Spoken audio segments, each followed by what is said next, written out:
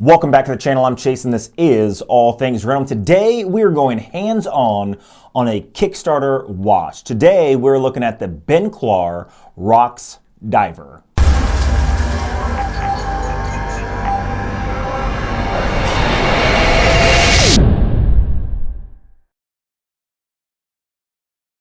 Now, I didn't have this watch for as long as I would have liked. I only had it for a few days. So it's very difficult for me to give my true opinion on a watch that I really didn't get to spend a whole lot of time with. It's like going on one or two dates with a girl and then thinking that you're gonna marry her. Honestly, you need a little more time than just a couple days. So I'm gonna go ahead and I'm gonna do the review as best as I can based on the limited amount of time that I had. Now this watch is going to be on Kickstarter.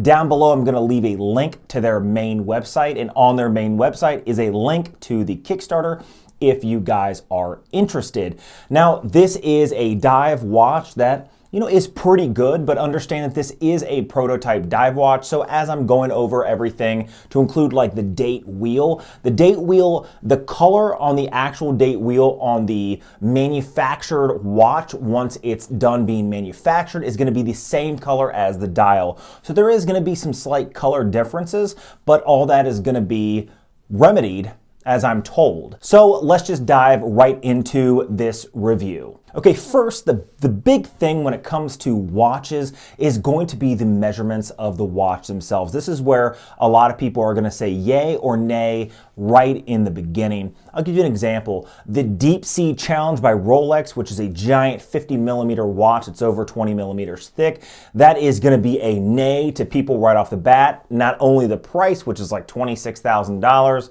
but just the size overall. So we're gonna get into the size overall to make sure that you are even interested in this watch to begin with. Now the watch diameter is 39mm, which is a sweet spot to me.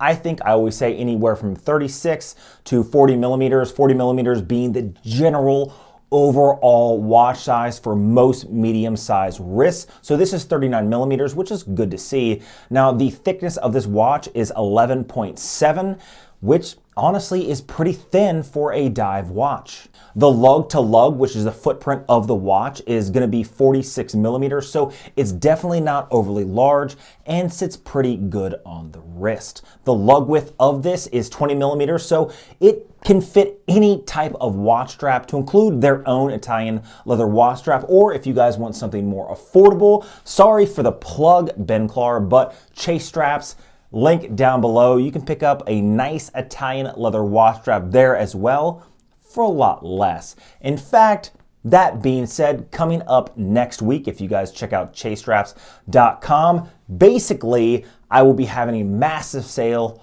on my website. Now, the bracelet on this watch is pretty good and it has a multi-link bracelet. I'm really happy with the finishing on the bracelet. The only thing I'm not happy with is the clasp. Now they went basically new and old school when it came to the clasp. It does have a nice milled fold-over clasp underneath the press clasp that's on top. To me, I think this is unforgivable when it comes to the pros and cons of the watch, because this is 2022 and there shouldn't be any reason why you don't have a milled clasp. If Pagani design with an $80 watch can give you a properly milled clasp, then I don't understand why other companies are still using pressed clasps like this one. Again, the entire thing is not pressed, just the outside is.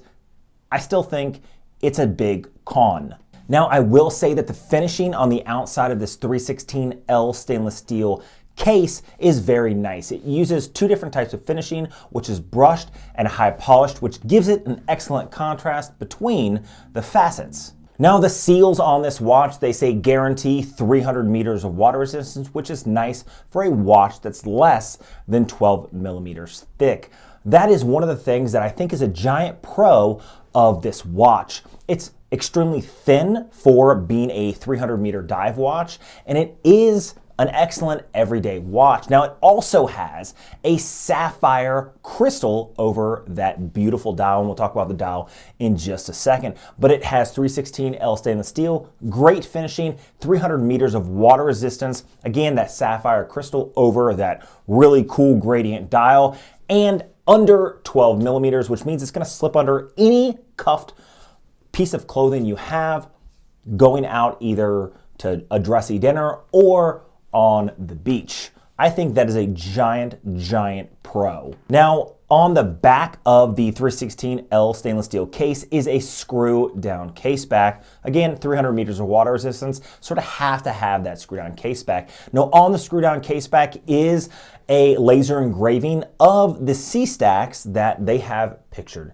here. Now, a lot of this Rocks Diver has the reminiscence or the design features of the sea stacks to include on the bezel, and we'll talk about that in just a second. Now, the dial on this watch is a beautiful sandblasted dial, and it is gradient from dark to light. Now, they say the gradients is reminiscent or designed off of diving itself. Now, I myself am a scuba diver and I love diving in the ocean and the sea, and they say that the gradient is to show you sort of how the light creates a gradual darkness as you descend into the depths of the sea. I think they did a pretty damn good job designing the dial. I think everything is lined up perfectly if you want that gradient, gritty, sandblasted dial. Now, the sandblasted dial is pretty reminiscent of a beach, so they are truly going with that dive theme, which I kind of like.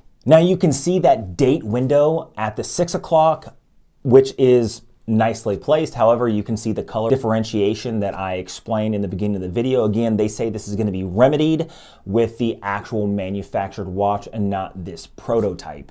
Now let's talk about the bezel of this watch. This is going to be a pro that they say on their website and a con that I say with its features. Now, the bezel itself is a 120 click unidirectional ceramic bezel, which is nice because that means it's going to stay looking new for a very long time. It does have multiple color features, which is nice to see, especially when you do underwater diving, because that sort of gives you a quick reference on where you're at if you actually use the bezel for diving. Now, one of the things I don't like is the symbol at the 12 o'clock position. Unlike a standard pip that you'd see on a Rolex Submariner, which lines up perfectly at the 12, it has that C-stack design in a triangle at the 12 o'clock position. Now, this makes it a little difficult to line it up perfectly right off the bat. They say it's easier to understand the direction or the function of that 12 o'clock position. However, to me, I need, as a quick reference, the 3 o'clock position, which is a direct line to line up with the 3 o'clock indice, right? So that I know everything is lined up. I think, honestly, if they were going to do something like a C-stack design, it needs to be a full colored triangle, which makes it just a little easier to read under the water.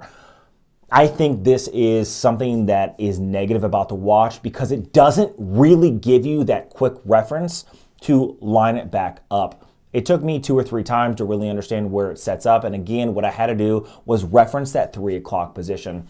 To them, they say it's a benefit. To me, I say it's a con. Now, on the dial, they do use Swiss Luminova BGW9, which is a very great lume. So it is going to shine bright for a very long time once it gets charged by the light. So it's good that they're using that. Now, inside is the Miyota 9015 automatic movement, which beats at 28,800 vibrations an hour. So it does have a nice, smooth 8-tick second hand. Now, this is very nice because a lot of high-end watches use these high beat movements, and it's nice to see that they use the Miyota 9015, which I'm a huge fan of. This offers 42 hours of power reserve, so every couple days, if you don't wear it on the wrist, it's still going to be ticking. Now, this Miyota movement is slightly higher end on the other Miyota movements, which I would expect on a watch that on Kickstarter is around $340. Let's talk about the price point of this watch. Now, it does have a 316L stainless steel case. It does have a very nice bracelet, but they kind of cheapened out when it came to the actual clasp on the bracelet. It does have solid end links. It does have a sapphire crystal. It does have a ceramic bezel. It does have a very nice gradient dial, and it does have a very nice movement. Is $340 worth this watch? Yes, I think $340 is a pretty good deal for this watch. Understand that Kickstarter is going to be the cheapest you're ever going to find this watch. So if you do find this watch something that you are interested in purchasing, I would do it on Kickstarter before the Kickstarter ends and it goes to their website and it is a little more expensive. Is this a $500 watch? No, I wouldn't spend $500 on this watch. I wouldn't spend $400 on this watch, but I would spend $340 of my own money on this watch. Now, again, this is a prototype watch that was sent to me for 3 days. I think I had it in hand before I had to rush and send it off to somebody else. So to me, I didn't have enough time to really get a good feel on the watch. I didn't get to wear it every day for at least a week, which is what I do with watches that I review on this channel. I want them on my wrist for a week so I can give you guys a decent review on how it feels on the wrist, the weight, the comfort.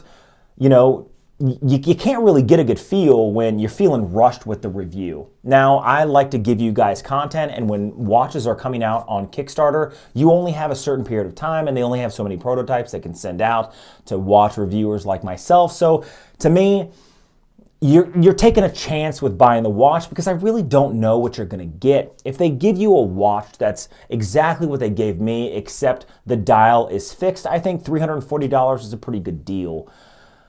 That being said, I wouldn't spend more than $400 on it. I don't think it's worth that for what they're offering.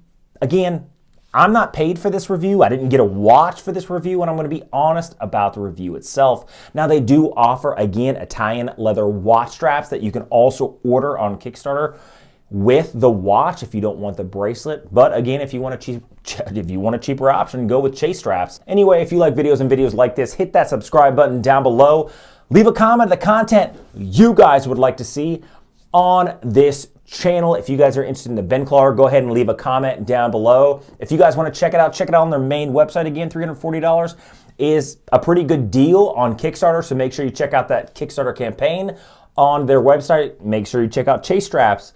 A lot of sales are coming next week because we're going to hit Black Friday and Thanksgiving and Christmas time. Make sure you guys are constantly checking out my website as well. I have a lot of videos coming up in the future. I have a couple Vario watches sitting on my desk here. I have a few other watches sitting on my desk and a watch winder that I am fighting back and forth with the watch company because it is the worst watch winder I've ever been sent ever. This is a pretty decent watch winder here. It has the piano finish on it. Imagine sending someone, a YouTube reviewer, sending them a lacquered piano finish watch winder that has drips in it. I was like, oh my God, did they give me the throw out?